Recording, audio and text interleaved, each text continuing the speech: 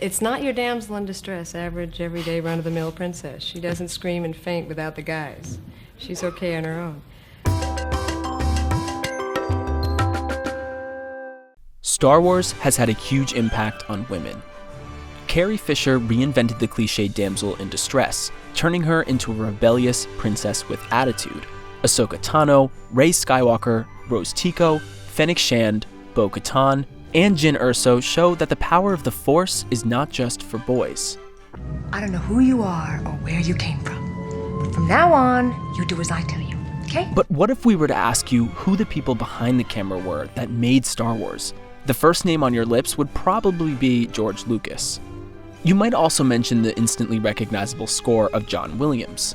If you're a real film geek, then you might point out Gilbert Taylor, the cinematographer who had already worked with greats such as Stanley Kubrick and Richard Donner before joining Lucas's team.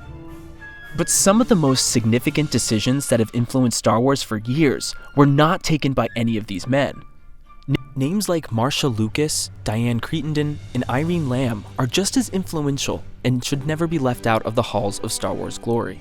And the influence of women on the Star Wars universe continues to this day, with names like Kathleen Kennedy, Carrie Hart, and Bryce Dallas Howard all over the Disney-era Star Wars projects. So, for Women's History Month, the team at Tongal are taking a deep dive into Star Wars, the women who made the galaxy far, far away. I've been expecting you. Then you know what I want. Marcia Lucas was George's wife when Star Wars was first conceived, and she had her hands in the project sandbox from the very beginning. In fact, according to an interview George gave to Rolling Stone, it was Marcia who suggested killing off Obi-Wan Kenobi. No! George had been struggling with the plotting of the final third of the movie until that point. But Marcia doesn't fit the trope of behind every great man is a great woman. Oh no. Marcia was a Hollywood trailblazer in her own right. Before Star Wars, Marcia was an editor trusted by the likes of Scorsese to cut classic movies like Taxi Driver and New York, New York. Originally, Marcia was not contracted to work on Episode 4, A New Hope, but after George fired the first editor, he brought in the only person he could think of to save his film from the terrible first cut he'd seen, Marcia. Lucas screened the film to his friends Brian De Palma and Steven Spielberg. According to Spielberg, De Palma went off the deep end. And Brian stood up and started to geschrei about, what's going on around here? I don't understand the story. Who are these people? Who's the hairy guy? Where do they come from? Where's the context? Where's the backstory? It's driving me crazy. Brian went off on George. And George just sat there. He turned red. George, I think, wanted to kill him. Marcia was quickly brought into the fold and specifically tasked with re-editing the final Battle of Yavin sequence. Lucas biographer Dale Pollock described her as George's secret weapon. Marcia scrapped the original edit and rebuilt the story from hours of footage. If you have any experience as an editor, you know how both freeing and frustrating that can be. She took almost 8 weeks to complete the 10-minute sequence with one goal in mind. She told George, "If the audience doesn't cheer when Han Solo comes in at the last second in the Millennium Falcon to help Luke when he's being chased by Darth Vader, the picture doesn't work." You're all clear, kid. Now let's blow this thing and go home. According to the powers that be, before Marcia and her team began working on the sequence, it was bloated and confusing. Luke took multiple attempts to destroy the Death Star, and more importantly, there was no immediate threat. In the original cut, the Death Star was not getting ready to fire on the Rebel base. But Marcia slowly rebuilt the sequence to add key tension that builds to the moment of triumph. And after this cut, the audiences cheered when Han Solo arrived to save Luke. And the film industry cheered again when Marcia, alongside Richard Chew and Paul Hirsch, won an Academy Award for Best Film Editing at the 1977 Oscars. The winners are Paul Hirsch, Marcia Lucas, and Richard Chew for Star Wars. Marcia's contribution to Star Wars is often overlooked, partly due to her divorce from George Lucas after Return of the Jedi. But for those who worked on the film, her impact could not be overstated. Mark Hamill once described Marcia as really the warmth and heart of those films. A good person he could talk to, bounce ideas off of. Diane Crittenden, Irene Lamb, and Vic Ramos are credited in the movie as the casting team. That's right, 2/3 of the casting team for the original Episode 4 were women, and their sway was considerable. Originally, Lucas considered shooting the whole movie in Japan, due to the heavy inspiration he famously took from The Hidden Fortress. But budgetary concerns meant George would scale back this ambition. only 2 characters would be played by Japanese actors, Obi-Wan Kenobi and Princess Leia. It was the casting team who kept Alec Guinness's name in the mix, knowing that the gravitas of the actor would lend the film genuine credibility, even if they did stick with the Japanese-sounding Obi-Wan as the name. George Lucas suggested to me something of a samurai warrior in one way, hence I'm dressed in this, partly dressed like this. Their role was crucial to defining the enduring success of the franchise. They built an ensemble cast with an innovative new approach. They cast relatively new actors like Harrison Ford, Mark Hamill, and Carrie Fisher in the lead roles, while more established stars such as Peter Cushing and James Earl Jones provided the support. This meant when you looked at Han, Luke, or Leia on screen, you weren't remembering their earlier work. You were invested in them as their characters. This was so distinctive that today those actors are still completely synonymous with the roles they played. I don't know where you get your delusions, laser brain. Casting a whole galaxy also meant Diane and Irene needed a detailed knowledge of Hollywood actors and those who could be hired for the shoots in London's Pinewood studios. On top of that, they needed to search to find actors who would be comfortable playing their parts completely unseen, hiding beneath alien costumes or suited up as droids. At the time, this type of acting role was often associated with B-level movies, but these ladies helped change the game. Casting for such a distinctive movie was no mean feat, and it's a testament to Diane and Irene's hard work that the actors from the Star Wars universe are still completely synonymous with the roles they played.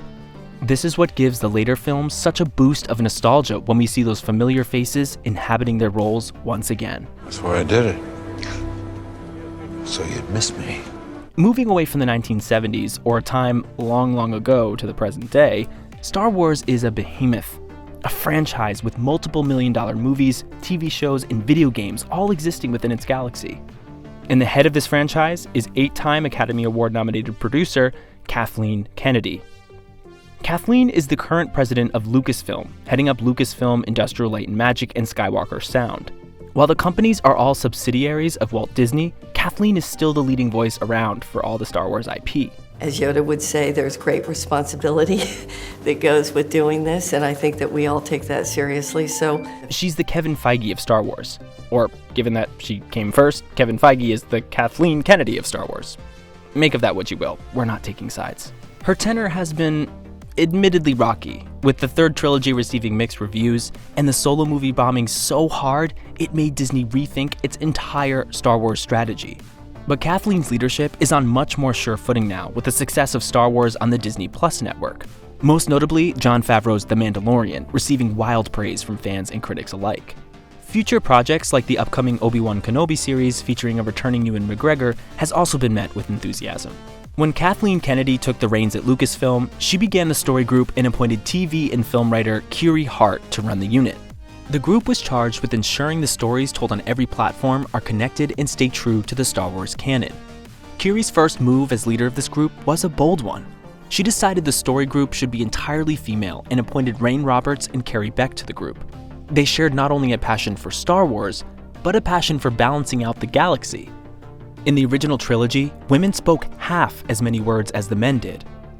Star Wars had broken the mold with Princess Leia, and Carrie wanted to carry this tradition into the Star Wars products being created in the 21st century. A little short for a stormtrooper? Huh? Within 5 years, Carrie had created a story group that was a beacon for diversity in Hollywood. Out of the 13 members in 2017, there were 4 women and 7 men. 5 were people of color. And while these numbers aren't a perfect representation, they do set a benchmark in Hollywood, where at the time only 13% of writers were women, and minorities accounted for only 5% of the writers on top-grossing films. With a plethora of female characters such as Captain Phasma in the films, Ahsoka Tano in the cartoons, now played by Rosario Dawson in live-action form, and the terrifying second sister in the video games, it is clear to see the impact Carrie Hart and her team had on transforming the Star Wars landscape into a world for women of all intergalactic species. What is this? it's a chance for you to make a fresh start. We think you might be able to help us. Finally, if you remember back to the start of this video, you might have noticed the recognizable face of Bryce Dallas Howard pop up. Eagle-eyed film aficionados will recognize the actor from the Jurassic World franchise and may wonder what role she has played in the galaxy far, far away. Well, as an actor, Bryce has not graced the Star Wars screens, but behind the lens. Howard has directed for 2 of the biggest Star Wars properties currently on the Disney Plus network. She has directed an episode in each series of The Mandalorian and the much-praised Return of the Mandalorian episode for the Book of Boba Fett. The episode has scored a 9.3 rating on IMDb, and the die-hard Star Wars fans seem to be in complete agreement on this one. That's rare. Bryce Dallas Howard's episodes are so popular that many fans took to Twitter demanding that she's given the reins to a new trilogy. Full directorial credits on a full-length Star Wars feature film is a glass ceiling that has not yet been broken. But with such enormous praise for her work, Bryce might just be the woman who can take the mantle and steer the film franchise into hyperspeed. I feel like the relationship that I have with it feels really organic and sort of simultaneously like very sentimental and magical, and so it was just such an incredible privilege to get to work on this. These are just some of the women working behind the lens to bring a whole galaxy to life. With many more stories of Sith, Jedi, and Wookiees expected to be told in the years to come, let's hope the women who continue to make an impact on such a beloved franchise get the credit they richly deserve. Yes, it's crazy. It's Star Wars.